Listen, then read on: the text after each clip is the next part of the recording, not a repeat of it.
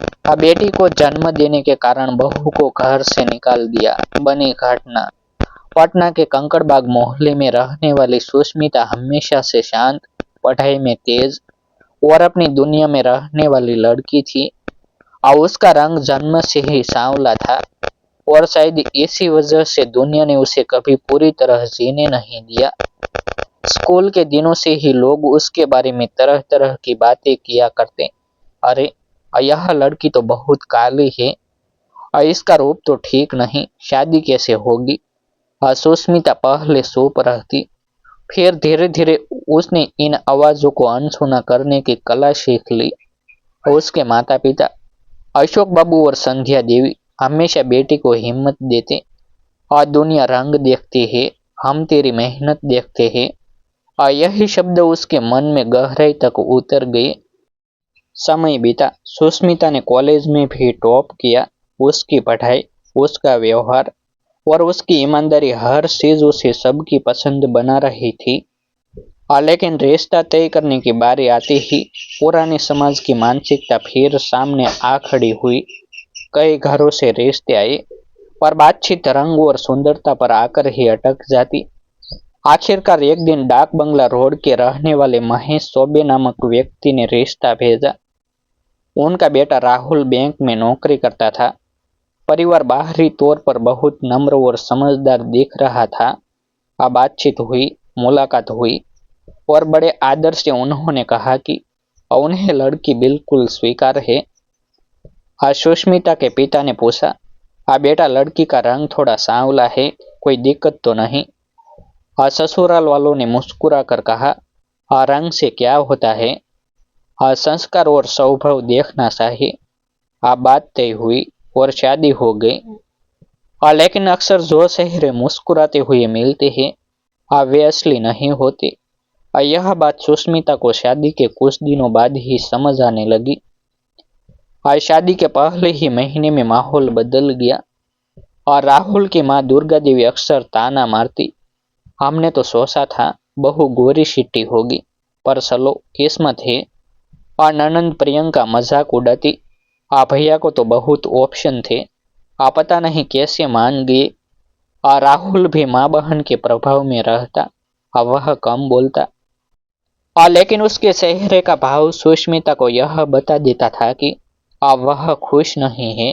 धीरे धीरे छोटी छोटी बातें बड़े मसले बनने लगी और दहेज की तुलना शुरू हो गई। बात बात पर ताने, शिकायतें और अपमान। फिर एक दिन सुष्मिता को पता चला कि वह माँ बनने वाली है और उसके दिल में खुशी की लहर दौड़ गई। उसे लगा शायद अब सब ठीक हो जाएगा। लेकिन ऐसा कुछ नहीं हुआ। राहुल की माँ ने सुनते ही कहा, देखो इस बार लड़का होना चाहिए, हमारे खानदान का चिराग तो वही है। सुष्मिता ने शांत स्वर में कहा, बच्चा कैसा भी हो भगवान की देन है। और दुर्गा देवी ने नाक सिकोड़ ली और यह बात पूरे गर्भकाल में उनके मन में एक जहर की तरह पली पड़ी। और जब प्रसव का समय आया, अस्पताल में बेटी पैदा हुई, एक खूबसूरत अनन्ही मासूम सी बच्ची। सुष्मिता की खुशियां जैसे पूरी दुनिया में फैल गई। लेकिन ससुराल वालों के चेहरे पर कड़वाहट फैल गई। और ननंद ने सबसे पहले कहा, लड़की, अब इसका बोझ कौन उठाएगा। दुर्गा देवी बोली, आप पहले से सांवली बहू, ऊपर से लड़की, यह घर तो बर्बाद हो गया। राहुल ने भी उदासी दिखाकर कहा, तुमसे किसी को भी खुशी नहीं मिली तो मायके चली जाओ कुछ दिन, घर का माहौल खराब हो रहा है। इन शब्दों ने सुष्मिता के दिल को छेद दिया। बेटी को गोद में लिए वह अस्पताल के बिस्तर पर अकेली पड़ी रही। उसे लगा सारी दुनिया उसके खिलाफ हो गई है। कुछ दिन बाद जब बच्ची थोड़ी बड़ी हुई, घर में एक दिन जबरदस्त विवाद हुआ। दुर्गा देवी ने बिना वजह कहा, हमारे खानदान में पहली बार ऐसी बदकिस्मती आई है और निकल जा हमारे घर से आज ही।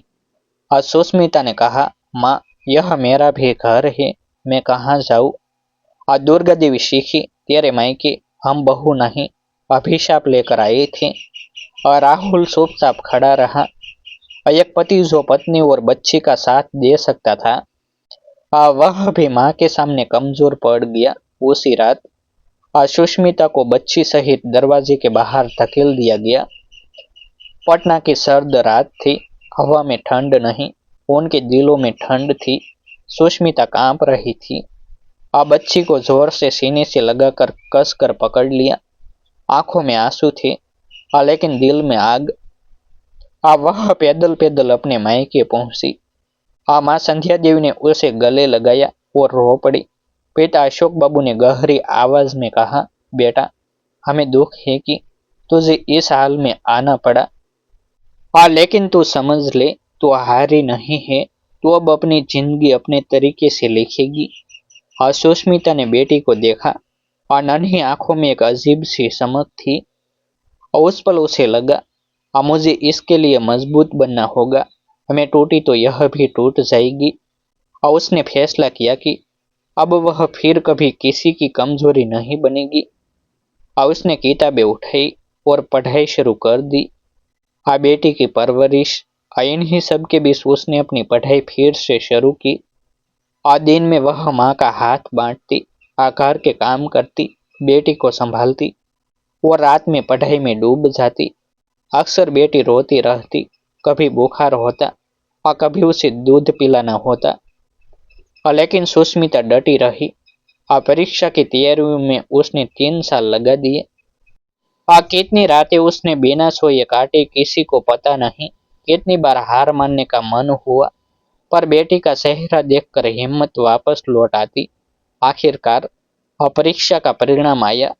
सुष्मिता ने राज्य न्यायिक सेवा की परीक्षा में टॉप रैंक हासिल की और उसे सिविल जज के पद पर नियुक्ति मिली। उस दिन उसने अपनी बेटी को गोद में उठाकर कहा, मैं तेरी माँ ही नहीं, तेरी ढाल भी हूँ। अब कोई तुझे या मुझे कमजोर नहीं समझ सकेगा। समाचार पत्रों, सोशल मीडिया और स्थानीय चैनलों पर खबर छप गई। पटना की लड़की, जिसे ससुराल वालों ने रंग और बेटी की वजह से घर से निकाला था, अब वही बनी जज। पूरा शहर हैरान था।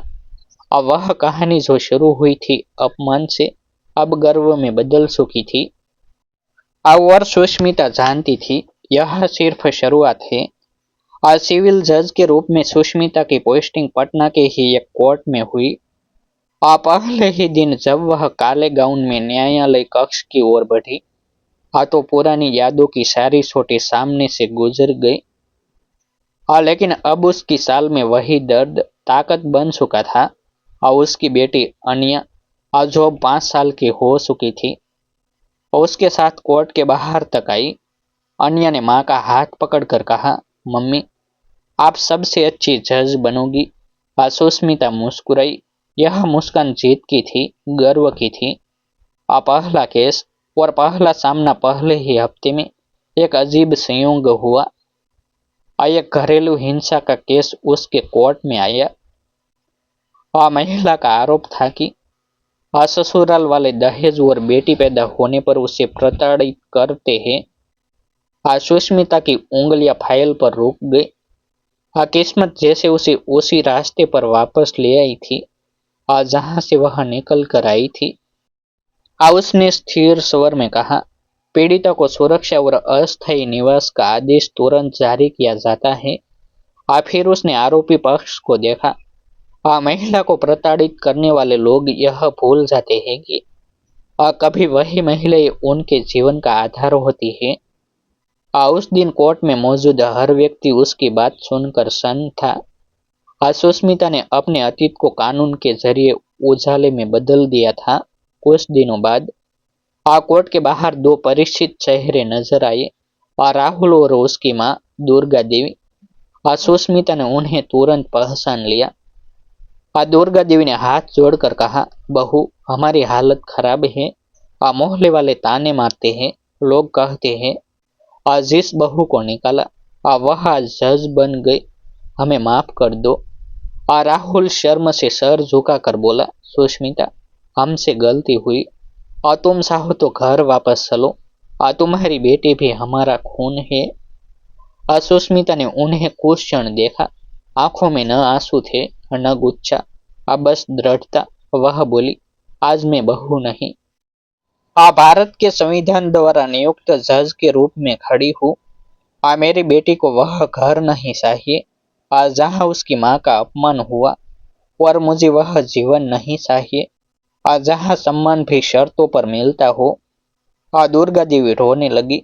राहुल ने पहली बार समझा कि किसी इंसान को तोड़ने में पल भर लगता है, लेकिन उसे फिर खड़ा होने में सालों की तपस्या लगती है। सुष्मिता ने कोर्ट के भीतर कदम रखते हुए अन्या से कहा, बेटा, किसी का रंग या बेटी होना कमजोरी नहीं होता। कमजोरी तो सोच में होती है, इंसान में नहीं। अन्या ने मासूमियत से पूछा, और आप सबसे मजबूत हो मम्मी?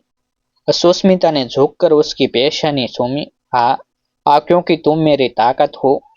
पटना शहर में यह कहानी फैल गई। आज जिसे रंग और बेटी की वजह से ठुकराया गया, वही आज दूसरों के लिए न्याय का मार्ग लिख रही है। और सुष्मिता जानती थी, उसकी जीत सिर्फ उसकी नहीं, हर उस औरत की जीत है जो अपमान से उठकर सम्मान तक पहुंचना चाहती है।